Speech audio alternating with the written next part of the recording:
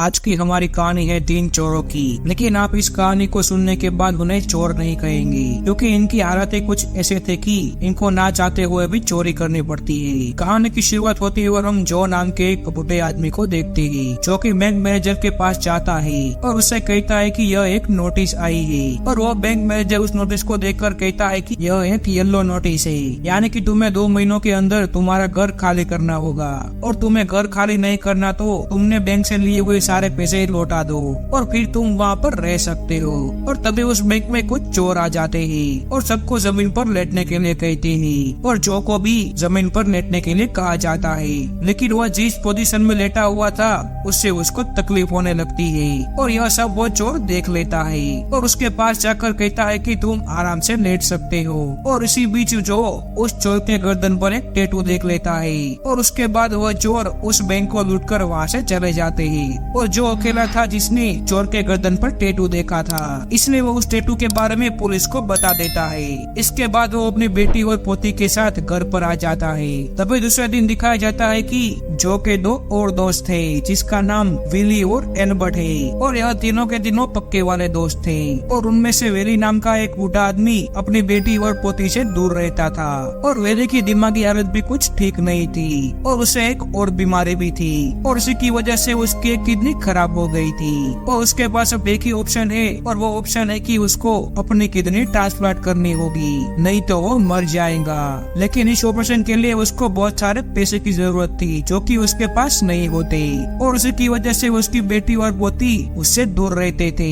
वही एल्बर्ट की भी वही हालत होती है, और एल्बर्ट के एक नेबर भी होती है जो कि उसको बहुत पसंद करती थी, और एल्बर्ट भी कहीं ना कहीं उसको पसंद करता था। लेकिन पैसों की तंगी की वजह से वह उसे अपने दिल की बात नहीं बता सकता था। फिर वो तीनों उस कंपनी में जाते हैं जहाँ पर वह लोग काम किया करते थे, और वहाँ पर उन्हें बताया जाता है कि कंपनी को दूसरी कंट्री में शिफ्ट किया जा रहा है, और इसी की वजह से सबकी पेंशन को बंद कर दिया जाएगा। और यह बात सुनकर वह तीनों गुस्सा हो जाते हैं और उसकी कंपनी के खिलाफ आंदोलन की बात करते हैं। और फिर जो जब घर जाता है तो वह देखता है कि उसके मेल बॉक्स में एक रेड नोटिस आई है, और उसमें लिखा हुआ था कि अब 1 महीने के अंदर घर खाली करना होगा।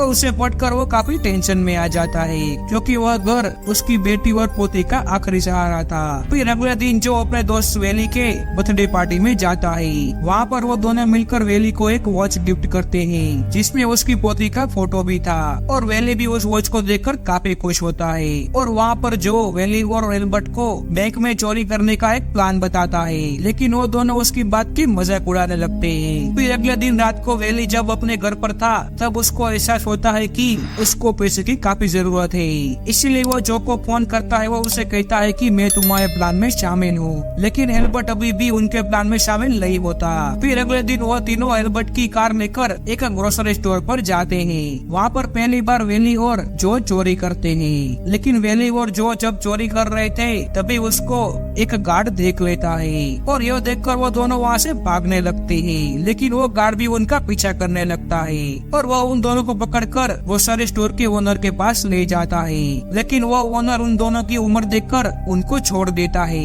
और फिर वो तीनों वहाँ से निकलकर एक रेस्टोरेंट में जाते हैं, और वहाँ पर चाय पीते हुए एल्बर्ट को न्यूज़पेपर में दिखता है कि उनकी कंपनी ने पेंशन न देने की बात न्यूज़पेपर में भी छाप दी थी, और इसका मतलब था कि अब उनको पेंशन नहीं मिलेगी।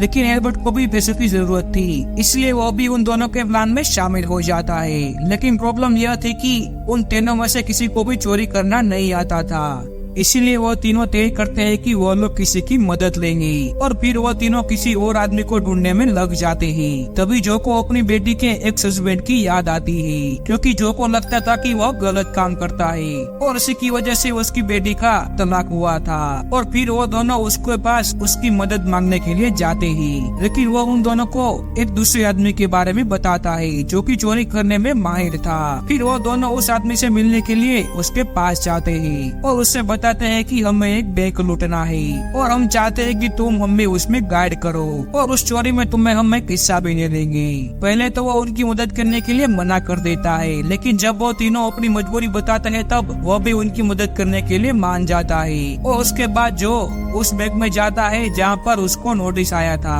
यानी कि वही बैंक जहाँ पर पहले चोरी हुई थी। और फिर वो तीनों उस बैंक की चारों तरफ की तस्वीरें खींचना शुरू कर देते हैं और उसके साथ फिजिकल फिटनेस और शूटिंग पर भी ध्यान देते हैं। और उन्हें उस चोरी को 20 दिन के अंदर ही करना था, क्योंकि 20 दिन के बाद जो को अपने घर से निकाल दिया जाएगा।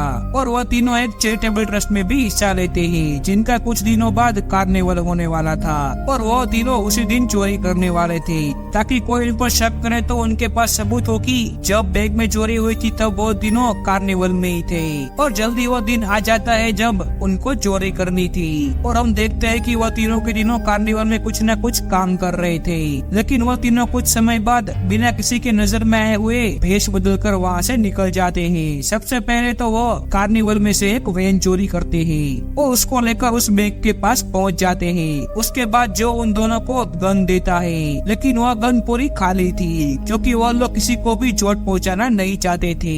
और वह लोग बैंक पर पहुंचकर उस बैंक का दरवाजा बंद कर देते हैं और फिर अंदर जाकर सबको नीचे झुकने के लिए कहते हैं। और उसके बाद उस काउंटर पर जाकर उनके बैंक में पैसे भरने के लिए कहते हैं। और वहाँ पर विली को दिखाया जाता है, जो कि सब पर नजर रखे हुए था, लेकिन उस मास्क की वजह से उसको सांस लेने में तकलीफ होने लगती है और वो वहीं पर नीचे गिरने लगता है। और उसके पास एक लड़की अपनी बेटी के साथ होती है और उसकी बेटी कहती है कि तुम मेरी डॉल भी ले लो, और उसे कहता है कि मेरी पोती भी तुम्हारी उम्र की है। और तभी वो बच्ची उसका मास्क उतारने लगती है और जब उसका आधा मास्क उतर जाता है तब उसकी मॉम उसको रोक लेती है। और वह लड़की विले के हाथ पर वह घड़ी भी देख लेती है, जिसमें उसकी पोते की तस्वीर भी थी। अब उन तीनों ने उस बैंक को लूट लिया था, लेकिन वह लोग जब निकलने वाले थे तभी बैंक का मैनेजर उन पर गोलियां चलाने लगता है, लेकिन वह निशाना चूक जाता है, जिसकी वजह से वह तीनों बच जाते हैं। लेकिन जो उसको डराने के लिए नकली बंदूक से उस पर गोलियां चलाने लगता है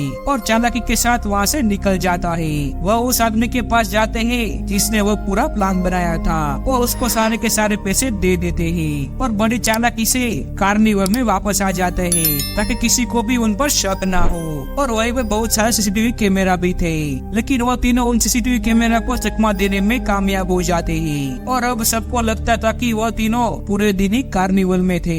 वही दूसरी तरफ बैंक को दिखाया जाता है, जहाँ पर FBI पहुँच चुकी थी और वो लोग वहाँ की सीसीटीवी फुटेज देख रहे थे। और वो लोग उस क्लिप को भी देखते हैं जिसमें उस बच्ची ने वेली का मास्क उतारा था। और अब उनको पता चल चुका था कि वो तीनों के दिनों चोर जवान नहीं बल्कि बूढ़े हैं, क्योंकि उनकी चाल ढाल बहुत ही स्लो होती है। और अब FBI उनको ढूंढने के लिए उनके पास जितनी फुटेज थी वह सभी इंटरनेट पर अपलोड कर देती है, ताकि कोई भी उनकी चाल ढाल से उनको पहचान ले और FBI को कांटेक्ट करके बता दे। वही दूसरी तरफ हम विली को देखते हैं, जिसकी एक दिन तबीयत खराब हो जाने की वजह से जो और एल्बर्ट उसको अस्पताल ले जाते हैं, जहाँ पर डॉक्टर उनको बताता है कि विली की किडनी अब फेल हो चुकी है और अब जल्द से जल्द किडनी ट्रांसप्लांट नहीं करेगी तो विली की मृत्यु हो जाएगी। और विली ने यह किडनी वाली बात उन दोनों को नहीं बताई थी और उसी की वजह से वो दोनों दुखी हो जाते हैं। और तभी एल्बर्ट कहता है कि मैं अपनी किडनी दूंगा। फिर अगले सीन में हमें ग्रोसरी स्टोर के ओनर को दिखाया जाता है, जिसने पहले जो और विली को पकड़ा था और उस स्टोर के ओनर ने उनकी हालचाल को देख लिया था और उनकी हालचाल और उस बैंक में चोरी करने आए हुए चोरों की हालचाल बिल्कुल सेम थी। और वो FBI को अपने कंप्यूटर में उनकी हालचाल भी दिखाता है और FBI को भी भरोसा हो जाता है कि वो ठीक कह रहा है। इसके बाद FBI उन तीनों को पूछताछ करने के लिए बुलाती है और कहते हैं कि जिस वक्त चोरी हुई थी तब तुम कहाँ पर थे। और वो तीनों बताते हैं कि हम तीनों के तीनों उस वक्त कार्निवल में थे।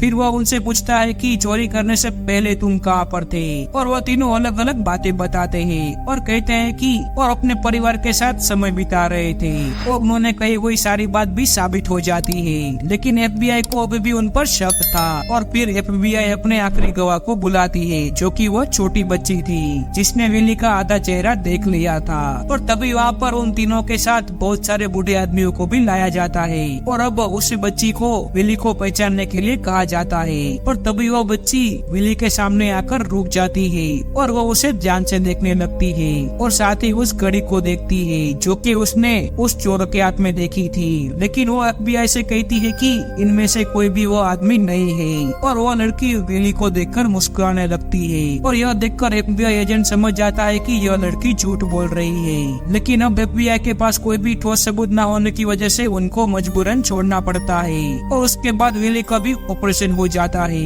जहाँ पर एल्बर्ट अपनी किडनी उसको देता है, जिसकी वजह से विली अब पूरी तरह ठीक हो चुका है। इसके बाद जो उस प्लान बनाने वाले आदमी से मिलने के लिए एक रेस्टोरेंट में जाता है जहाँ पर कुछ देर बाद वो आदमी भी आ जाता है और जो उसको उसका हिस्सा देता है, लेकिन वो आदमी उसे लेने से मना कर देता है और कहता है कि हमें हमारे सीनियर सिटीजन का ध्यान रखना चाहिए और मैं आपसे कोई भी हिस्सा नहीं लूंगा।